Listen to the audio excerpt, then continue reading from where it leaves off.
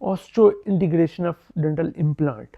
आज हम ये डिस्कस करते हैं वो प्रोसेस जिसकी वजह से इम्प्लांट जो है फंक्शनल लोड लेता है, इम्प्लांट आपको कॉस्मेटिक प्रोवाइड करता है, इम्प्लांट की वजह से हम च्यू करते हैं तो उसकी जो रीज़न है उसको बोलते हैं ऑस्टियो इंटीग्रेशन, क्योंकि इम्प्लांट की सक्सेस रेट है वो ऑस्टियो इंटीग्रेशन पे डिपेंड करती है।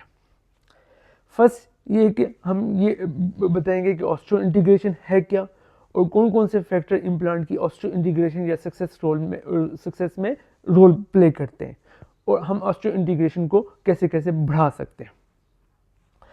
फर्स्ट ये है कि ऑस्टियो इंटीग्रेशन ये है कि जब भी हम डेंटल इम्प्लांट सर्जरी करते हैं तो हमारा जो इम्प्लांट है वो बोन के साथ बहुत क्लोज कॉन्टैक्ट में आ जाता है। जब इम्प्लांट बोन के साथ बहुत क्लोज कॉन्टैक्ट में आता है तो बोन के सेल उसमें ग्रो करते हैं। बोन के जो सेल होते हैं उसको बोलते हैं ऑस्टियोब्लास्ट। वो ग्रो करते हैं, वो क्या कहते हैं, उसके ऊपर इन्वेड करते हैं इम्प्लांट के ऊपर और अल्टीमेटली वो एक स्ट्रॉन्ग बॉन्ड बनाते हैं जिसको हम बोलते हैं ऑस्टियो इंटीग्रेशन। कौन से फैक्टर हैं जो ऑस्टियो इंटीग्रेशन को अफेक्ट करते हैं, यानी कि इम्प्लांट की सक्सेस रेट को कौन कौन से फैक्टर हैं जो अफेक्ट करते हैं कि हम अगर उनको कंट्रोल कर लें तो हमारे इम्प्लांट की सक्सेस रेट बढ़ जाएगी। तो सबसे बड़ा फैक्टर जो है वो है कि एट्रोमेटिक सर्जरी, क्योंकि देखिए जी जब हम इम्प्लांट बोन के अंदर प्लेस करते हैं तो आपकी सर्जरी एट्रोमेटिक होनी चाहिए, किसी किस्म का बोन को ट्रोमा नहीं होना चाहिए, सॉफ्ट टिश्यू को ट्रोमा नहीं होना चाहिए। अगर आपकी एट्रोमेटिक सर्जरी है तो ये सबसे बड़ा फैक्टर है जो इम्प्लांट की सक्सेस रेट को बढ़ाता है। सेकेंड फैक्टर जो है लोडिंग प्रोटोकॉल। जब हम इम्प्लांट प्लेस करते हैं तो उसको बोन के अंदर प्लेस कर देते हैं ताकि उसके ऊपर किसी किस्म का कोई स्ट्रेस ना हो और उसके ऊपर जो क्या कहते हैं जब तक वो ऑस्टियो इंटीग्रेशन कंप्लीट हो जाए 3 मंथ बाद तो उसके बाद उसको क्राउन लगाते हैं। हाँ, कुछ ऐसे केसेस भी होते हैं जिसमें हम इम्प्लांट लगा के फ़ौरन उसके ऊपर क्राउन भी लगा देते हैं ताकि कॉस्मेटिक भी रिस्टोर हो जाए, फंक्शन भी रिस्टोर हो जाए। लेकिन ऐसे केसेस में हम इम्प्लांट से फंक्शन नहीं लेते, हम उसको क्या कहते हैं साथ वाले दांतों से थोड़ा सा हटा के लगाते हैं ताकि उसके ऊपर किसी किस्म का लोड ना आए, क्योंकि अगर आप इमीडिएट लोडिंग दे देंगे तो इम्प्लांट मूव करेगा जिसकी वजह से ऑस्टियो इंटीग्रेशन के चांसेस कम हो जाएंगे।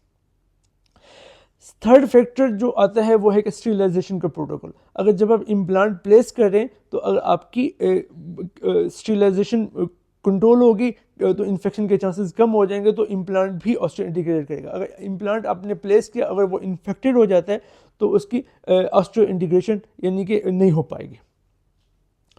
अब जो नेक्स्ट फैक्टर आता है वो पेशेंट की मेडिकल हेल्थ। अगर पेशेंट मेडिकली फिट है, उसको किसी किस्म की कोई क्रोनिक डिजीज़ नहीं है, जैसे डायबिटीज़ है, अगर डायबिटीज़ नहीं है, अगर डायबिटीज़ है तो वो कंट्रोल है और किसी बोन की डिजीज़ नहीं है तो उससे भी ऑस्टियो इंटीग्रेशन के चांसेस बढ़ जाते हैं।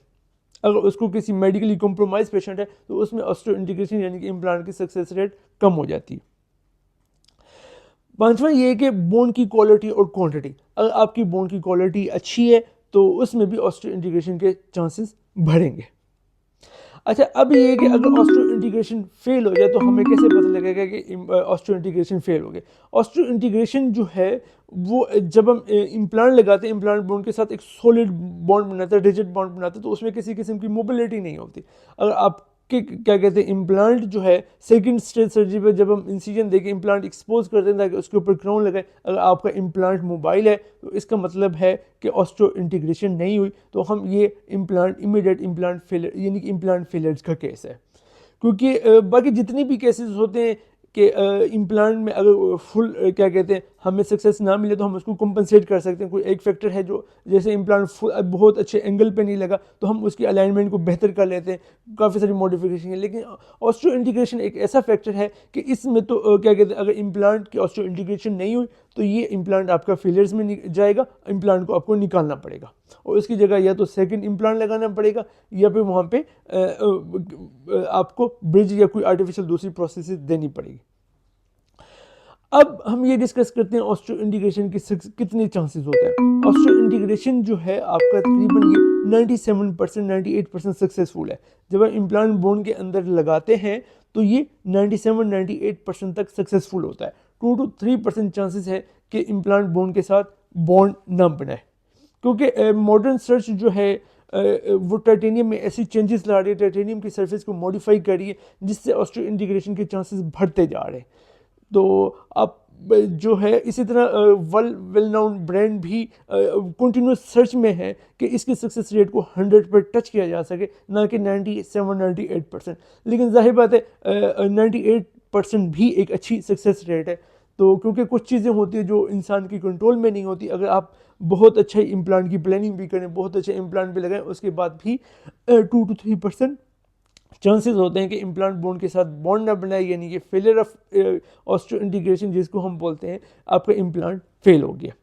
तो आप हमारे पास विजिट करें, इंशाल्लाह हम अपनी तरफ से पूरी कोशिश करेंगे आपको बेस्ट क्वालिटी का डेंटल इम्प्लांट लगाएं, और क्या कहते हैं बेस्ट जो पॉसिबल सर्च बताती है इम्प्लांट सर्जरी को, उसके मुताबिक स्टैंडर्ड के मुताबिक सर्जरी परफॉर्म करें, ताकि आपको बेहतर से बेहतर रिजल्ट मिल सके।